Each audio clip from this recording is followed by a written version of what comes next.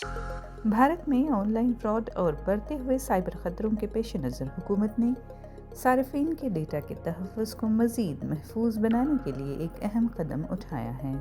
इसी सिलसिले में मोबाइल फ़ोन तैयार करने वाली कंपनीज से कहा गया है कि वो अपने आलात के सोर्स कोड मुतल्लिक़ा हुक्काम के साथ शेयर करें ताकि डिजिटल सिक्योरिटी के निज़ाम को मज़ीद मुअस्सर बनाया जा सके। ये इक़दाम ऐसे वक्त में सामने आया है जब मुल्क भर में डेटा लीक्स, ऑनलाइन धोखाधड़ी और साइबर हमलों के मामलात में नुमायाँ इजाफा देखने में आया है।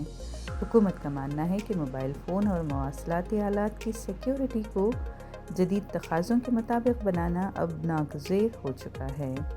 इसी मकसद के तहत वज़ारत IT और इलेक्ट्रॉनिक्स ने मुख्तलिफ मोबाइल मैन्युफैक्चरिंग कंपनीज़ के साथ मशवरा किया है ताकि मोबाइल फ़ोन और कम्युनिकेशन डिवाइसेस के हिफाजती मेयार टेलीकॉम सिक्योरिटी तकाज़ों को पूरा कर सकें। ये मशावरत Indian telecom security assurance requirements के तहत की जा रही है, जिन्हें महकमा टेली कम्युनिकेशन के मातहत national centre for communication security ने मुरतब किया है।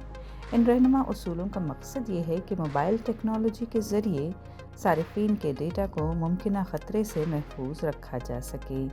इस अमल में मुल्क और बैरून मुल्क की कई बड़ी कंपनीज शामिल हैं, जिनमें एप्पल, वीवो, शोमी, डिक्सन और दीगर मोबाइल फ़ोन साज इदारे शामिल हैं। इब्तदाई मुशावरत में ये अमल खुले और शफाफ अंदाज में जारी है और अब तक किसी जानिब से किसी बड़ी तशवीश या एतराज़ की इत्तला सामने नहीं आई है।